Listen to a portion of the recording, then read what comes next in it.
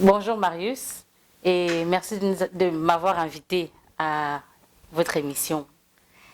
Et donc je suis Fanka Mbabette, une maman de 4 enfants, 4 monstres et 4 amours en même temps.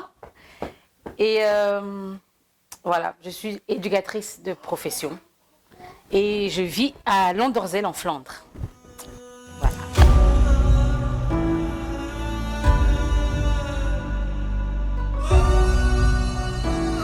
Donc je suis arrivée en Belgique en 98, si je me permets, c'est le 3 août 98, par regroupement familial, par ma mère.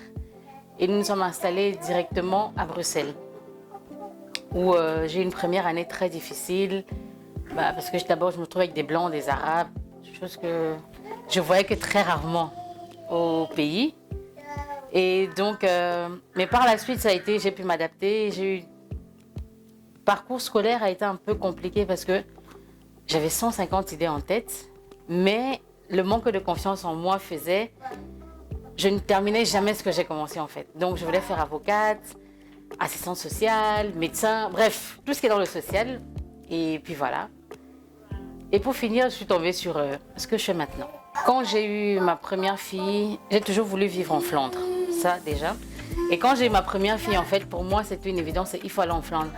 Mais j'avais ma famille qui me disait oui, mais la Flandre, c'est Hollande. Donc on voit toujours la Hollande, c'est très loin. Et me retrouver seule avec un enfant dans un coin où tu ne parles pas la langue, c'était assez difficile. Et quand j'ai eu mon fils en 2012, je sais pas, quand il a eu 3 mois, ma tête a pété un câble. J'ai commencé à chercher des maisons, des appartements, vraiment en Flandre. Et c'est là qu'on s'est rendu compte que la Flandre est très proche de Bruxelles en fait. Et j'ai eu un premier appartement et là je suis tombée au CPS et il m'a fallu travailler. Mais je ne savais pas quoi faire parce que je n'avais pas de diplôme vraiment.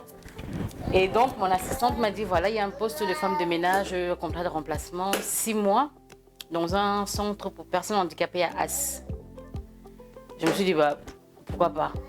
J'ai rien d'autre à faire dans la maison en fait, donc autant mieux aller. Et ça me permettait d'apprendre le néerlandais en même temps. Et quand je suis allée, je suis tombée sur une équipe très très très chouette. Et le contact, en fait, ce pourquoi je suis venue à la base, c'est même plus ce que je faisais. Je partais faire femme de ménage. Je me suis retrouvée à passer mon temps avec les résidents parce que voilà, le contact passait super bien. Et c'est ma chef à ce moment-là qui me dit tiens, pourquoi tu ne ferais pas ces études-là? Et je lui dis mais j'ai pas mon CESS, mon CESS en Belgique. Elle me dit c'est pas grave, tu peux faire les cours, tu combines les deux. Et alors elle me dit si tu as ton diplôme, nous on t'engage. Et je me suis dit tiens. Même là, il y avait le problème de la langue. Et je me suis dit, comment remédier à ça? Mais comme je dis, j'avais une équipe tellement chouette qui à la base, ils me voulaient pour 6 mois. Et on est resté plus longtemps. Parce qu'ils m'ont dit, voilà, on te paye les cours de néerlandais. Et j'ai fait 6 mois intensifs, de 9h à 16h. Pendant 6 mois. Et ils me payaient tout, garderie, vraiment tout. J'avais aucun souci. J'ai fait mes 6 mois et j'ai fait mes cours d'éducateur à Anderlecht. Où la première année était très difficile parce que pendant la période des examens, mon fils s'est retrouvé à l'hôpital. On a fait 1 mois à l'hôpital, donc j'ai pas pu terminer en fait ça. Mais pour moi, c'était un challenge qu'il me fallait terminer et tout ça. Puis voilà, quand il est sorti, j'ai expliqué à mes profs, ils ont compris. Donc on s'est relancé dans le projet et j'ai fini par faire mes cours en néerlandais.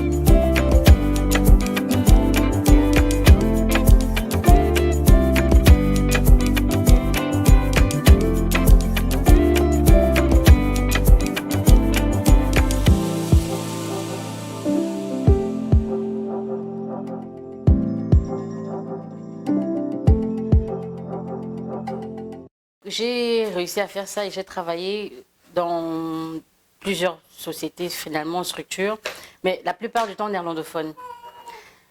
J'aimais ce que je faisais, mais j'avais l'impression de faire la même chose tout le temps. Et aussi, il fallait combiner les enfants, cadre de vie, travail. C'était pas toujours évident. Quand tu es une maman solo, on va dire ça comme ça. Et donc, je me suis dit, je vais chercher ailleurs. Et j'ai enfin trouvé une nouvelle boîte dans laquelle je suis depuis septembre 2021, dans un centre de revalidation ou un centre de post-cure.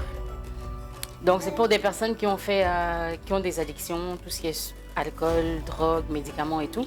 Ils font un sevrage dans un centre ou dans des hôpitaux et par la suite ils viennent chez nous, continuer le travail. Et moi en tant qu'éducatrice, c'est plus un travail de vraiment social en fait. C'est la présence qui est importante, tu dois être là, parler avec eux, tout ce que... Voilà. En gros, c'est un peu ça mon boulot, c'est parler, jouer, cuisiner avec eux, être présente en fait, être une oreille à laquelle... Une oreille qui écoute et une épaule sur laquelle ils peuvent pleurer s'ils ont envie de pleurer. Voilà, c'est un travail hyper enrichissant parce que pour une personne comme moi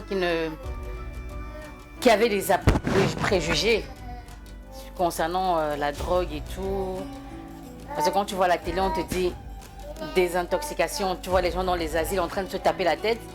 Bah, le jour où je suis partie faire ma journée d'essai, j'arrive, je vois des gens, ils sont tous debout, c'est eux qui font à manger, qui s'occupent de la maison en fait. J'ai demandé au monsieur que vous êtes sûr qu'on est dans un centre de... Il m'a dit oui, c'est comme ça. Je dis d'accord. En fait, j'avais ce préjugé-là de l'extérieur et la réalité, c'est deux choses différentes. Et ce métier aussi m'a appris déjà qu'à la base, je n'aime pas me mêler de ce qui ne me concerne pas. Ce métier m'a encore plus conforté en fait dans le ne juge pas quelqu'un quand tu ne connais pas son histoire. Parce que tu as des gens qui se droguent, tu as l'impression que voilà, ils le font par plaisir. Mais quand tu écoutes leurs histoires vraiment, tu te dis bah oui, il en a besoin pour oublier en fait ses problèmes. Et je pense que c'est parfois ça qui est souvent difficile dans notre métier, c'est de pouvoir séparer le privé du travail. Parce que quand tu écoutes des histoires, tu te dis je suis maman, je fais pareil avec mes enfants. Tu te focalises en fait de dire est-ce que demain mes enfants ne vont pas se droguer parce que j'ai fait ça? Bah, pas forcément, tout comme ils peuvent aussi, hein, mais je sais pas comment expliquer, mais bon, voilà. Et ouais, donc comme je disais, mon travail, c'est vraiment un travail d'écoute et c'est un travail que j'adore faire parce que voilà, le social, c'est mon job, c'est moi. Donc, au niveau de mon organisation, il faut savoir que j'ai un horaire actuellement. Mon contrat de base, c'est un 3/4 temps. Mais avec les fins de carrière qu'on a eu chez nous, ils m'ont proposé un temps plein. Pour l'instant, j'ai accepté. Donc, il faut savoir que avec les 4, c'est assez speed ici à la maison.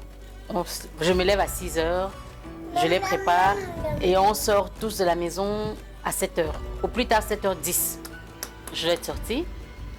Les 3 grands vont à l'école. C'est encore une chance. Et la petite, elle va chez une nounou, qui est tout près de mon boulot. Il s'adapte à mes horaires. Et oui, niveau organisation, après l'école, généralement, ils vont chez ma mère. Ma soeur les sort, elle les prend avec, elle la jette. Ou quand ils finissent, ils viennent rester. Et moi, je les récupère après. Ou quand ils finissent, ils viennent rester ici. Et quand je viens, soit elle dort ici, soit elle repart. Mais généralement, elle dort ici. Sinon, c'est ma mère qui le fait. Et parfois, le papa des 2 derniers, quand il peut, en fonction de ses horaires de boulot aussi, il aide. Donc, voilà, en gros. Mais est-ce que j'ai des difficultés? Souvent. Quand ma mère et ma soeur ne sont pas là et que voilà, il faut trouver une personne pour les garder, là je commence. Mais bon, je commence à réfléchir, mais pas très longtemps parce que j'ai toujours une astuce. Et bon, la grande elle est assez grande maintenant. Tu prépares tout, tu laisses à la maison. Le temps qu'il termine, je ne termine pas si tard en fait, mais bon, comme je travaille à Bruxelles, c'est quoi, 35 km, t'as les bouchons. Donc, on a une différence d'1 heure entre quand eux ils arrivent et quand ils sont là. Et généralement, quand ils arrivent, les grands se lavent, ils lavent le 3e, ils lavent Wyatt. Et quand j'arrive, on mange tous ensemble. Et puis, logiquement, ils font leur devoir à l'école ou chez ma mère, quand ils ont envie. Et puis voilà. Le week-end, je suis à la maison. Je fais les week-ends tous les 2 mois. Donc, question week-end, je suis généralement à la maison maintenant. J'ai vraiment un horaire de semaine de mardi à vendredi et un week-end tous les 2 mois. Donc ça me laisse largement le temps de gérer avec eux.